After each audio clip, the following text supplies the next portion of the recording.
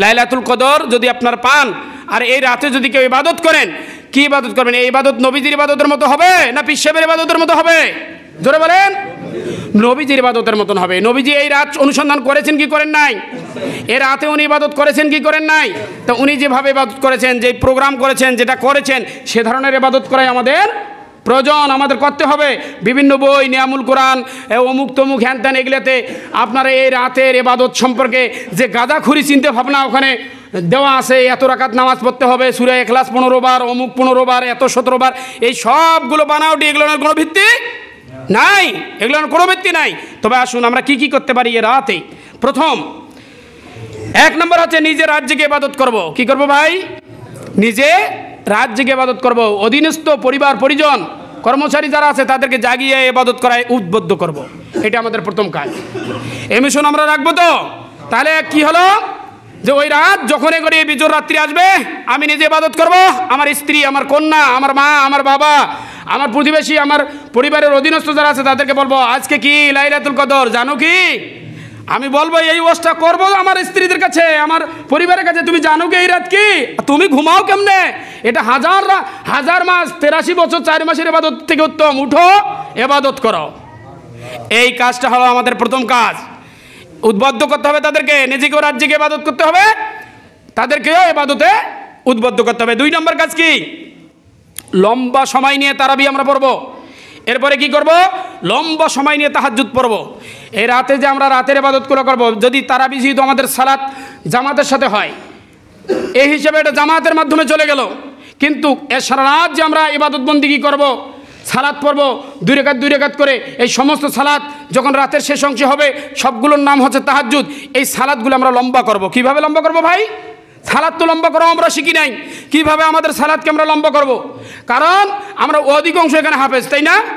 নয় কি? অধিকাংশ আমরা হাফেজ নয়। কোরআন তো মুখস্থ করা দূরের কথা, বড় বড় সূরা তো মুখস্থ করা দূরের কথা। এই আমাদের একটা পাই আছে, পাই, ঠিক না? আলাম তারা টু সূরা না, সেটাও আবার আদেক আছে, আদেকের নাই। জোরে বলেন ঠিক না ভাই? ঠিক। আদেকের আছে, আদেকের নাই। এই 10টা সূরা তো পাশও হবে, ফেলও হবে। হবে কি হবে না ভাই? পেশ ফেল হবে, পাশ ফেল হবে কি হবে না? হবে। হাত উঠাইতে বললো খবর খারাপ হবে। আল্লাহ আমাদেরকে বুঝার তৌফিক দান করবেন, আমিন। তো আমরা সালাতকে লম্বা করব। নবীজি এই রাতে দীর্ঘ সালাত আদায় করেছেন, সাহাবারা এই রাতে দীর্ঘ সালাত আদায় করেছেন। কিভাবে সালাত লম্বা করব? যে দেখেন, আমরা চেষ্টা করবো পারতপক্ষে একটু লম্বা কেরাত পড়ার জন্য। যার যতটুকু বেশি মুখস্থ আছে ততটুকু চেষ্টা করবো। এটা একটা লম্বা করার সিস্টেম হলো কি হলো না ভাই? এটা একটা লম্বা করার সিস্টেম হলো। একটু চেষ্টা করব লম্বা কেরাত পড়ার জন্য। যেমন আমার কিছু বড় সূরা মুখস্থ আছে, আমি সেটা দিয়ে সালাত আদায় করবো। হ্যাঁ, যদি না থাকে আরও লম্বা করার সিস্টেম আছে। রুকুটা লম্বা করতে পারেন কি পারেন না ভাই? রুকু লম্বা করতে পারেন না? রুকুতে যাইয়া সুবহান রাব্বিয়াল আযীম, সুবহান রাব্বিয়াল আযীম, সুবহান রাব্বিয়াল আযীম 3 বার করার কইছি কি আপনাকে? 5 বার 7 বার 10 বার আপনি পড়তে থাকেন না, রুকু লম্বা করেন, সালাত লম্বা হবে কি হবে না? রুকু লম্বা হলে সালাত লম্বা হবে। এই জন্য আপনি রুকুটাকে লম্বা করতে পারেন, সিজদাকে লম্বা করতে পারেন। কি করতে পারেন? সিজদাকে লম্বা করতে পারেন। এখানে আরেকটা টপিক আপনাদেরকে দিয়ে যায়। ওই সিজদার পরে, সিজদাতে যখন আপনি গেছেন, সিজদার তাসবিহ সুবহান রাব্বিয়াল আ'লা, সুবহান রাব্বিয়াল আ'লা, এই তাসবিহ পাঠ করার পরে আপনি কি করতে পারেন? সেখানে দোয়া করতে পারেন। কি করতে পারেন ভাই? দোয়া করতে পারেন, আল্লাহর কাছে কিছু চাইতে পারেন। 2 সিজদার মাঝখানে যে বৈঠকটা আছে, এই বৈঠকে নবীজি কিছু দোয়া শিক্ষা দিছে কি দিছে না ভাই? দিছে না? আল্লাহুম্মা গফিরলি ওয়ারহামনি ওয়াহদিনি ওয়ারজুকনি, এই দোয়াগুলো আরও যার যা দোয়া জানা আছে এই দোয়াগুলো পাঠ করবেন। বৈঠকটা একটু লম্বা করবেন। সালাত লম্বা হয়েছে কি হয় নাই? এভাবে যদি আপনি প্রত্যেকটা সালাত আদায় করেন, 2 রাকাত সালাত পড়তে মোটামুটি 10 মিনিট 15 মিনিট আপনি ব্যয় করতে পারেন। এভাবে আমাদের 2 নম্বর কাজ হবে কি করা ভাই? জোরে বলেন কি করা? সালাতকে লম্বা করা। 3 নম্বর কাজ কি হবে?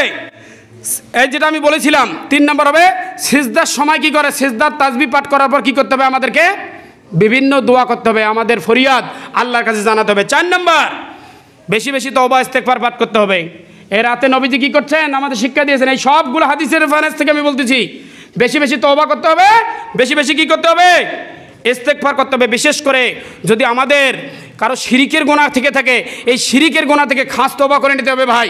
শিরিক যে আমরা আমার মনে হয় যে আমরা জেনে অজেনে বুঝে না বুঝে আমরা শিরিকের সঙ্গে সবাই কম বেশি জড়িয়ে গেছি। জোরে বলেন ঠিক না বেঠিক? শিরিককে আমরা গুনাহ মনে করতেছি না, মানে শিরিক বুঝিয়া না বুঝার ভান করতেছি। এর বিভিন্ন স্বার্থে, কেউ দলের স্বার্থে, কেউ এলাকার স্বার্থে, কেউ যার যার স্বার্থ আছে, বিভিন্ন স্বার্থে শিরিককে আমরা পাত্তাই দিচ্ছি না। বিশেষ করে শিরিক গুনাহ থেকে বিশেষ করে তওবা করবেন, ভালো করে তওবা করবেন। তওবা ইস্তেগফার আমরা ইনশাআল্লাহ করবো তো, ঠিক আছে? এই তওবা ইস্তেগফারের আলোচনা কিন্তু আমি গত কয়েক মসজিদ আগে বলে করেছি, এটা লম্বা করার সুযোগ নাই।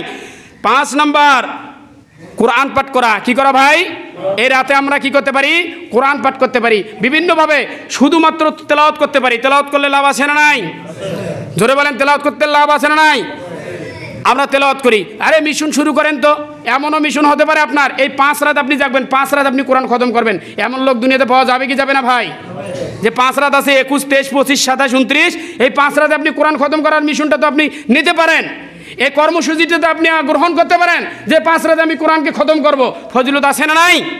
তো কোরআন পাঠ করবেন, অর্থ সহ কোরআন পড়বেন। কি করবেন?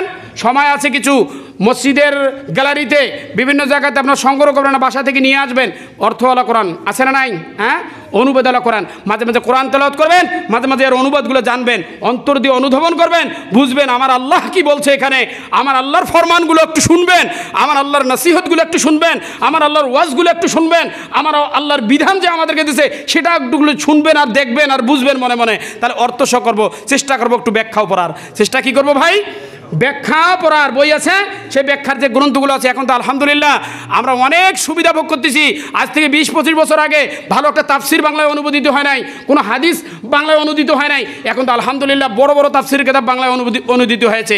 মাশাআল্লাহ, আল্লাহ পাক রব্বুল আলামিন উলামা ইকরামে বাংলাদেশকে ভরপুর করে দিয়েছেন। আল্লাহ এটাকে আরও খায়র বরকত দান করুন, আল্লাহুম্মা আমিন। তো আমরা ব্যাখ্যাও কিছু করবো। 6 নম্বর যে কাজ করবো, জিকির আজকার করা। কি ভাই? এ রাতে আমরা জিকির আজকার করবো। আমি জিকির আপনাদেরকে শিক্ষা দিচ্ছি একটা 4 তসবিহ জিকির, যেটা সহিহ হাদিস দ্বারা প্রমাণিত।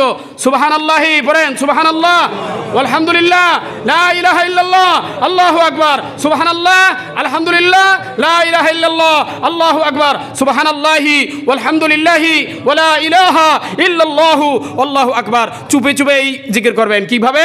চুপি করাই উত্তম। কোরআনে আয়াত আছে, আমি লম্বা করতে পারতেছি না, কোরআনে আয়াত আছে, চুপে করাই উত্তম। চুপে চুপে জিকির করবেন আপনারা।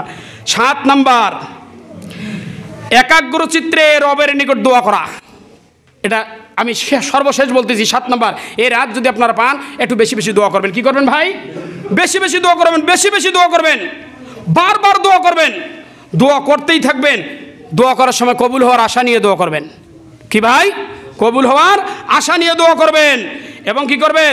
নিজের জন্য দোয়া করবেন, পরিবার পরিজনদের জন্য দোয়া করবেন, যারা দুনিয়া থেকে আপনাদেরকে ছেড়ে চলে গেছে তাদের জন্য দোয়া করবেন, সবার জন্য দোয়া করবেন, নিজের ভাষায় দোয়া করবেন, নবীজির শিখানো ভাষায় দোয়া করবেন, আল্লাহর শিখানো ভাষায় দোয়া করবেন। 3 ভাষায় আপনারা দোয়া করবেন।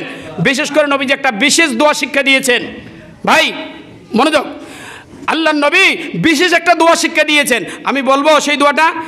আম্মা জান আয়েশা সিদ্দিকা রাদিয়াল্লাহু তাআলা আনহা প্রশ্ন করেছেন, ইয়া রাসূলুল্লাহ, যদি আমি লাইলাতুল কদর পেয়ে যাই তাহলে আমি কোন দোয়াটা পাঠ করব? আমি কি করব, কোন আমল করব? আল্লাহর নবী আয়েশা সিদ্দিকা রাদিয়াল্লাহু তাআলা আনহাকে এই দোয়াটা শিক্ষা দিলেন। কি দোয়া ভাই? আল্লাহর নবী বলেছেন, আল্লাহুম্মা ইন্নাকা আফুউন তুহিব্বুল আফওয়া ফাআফু আন্নি।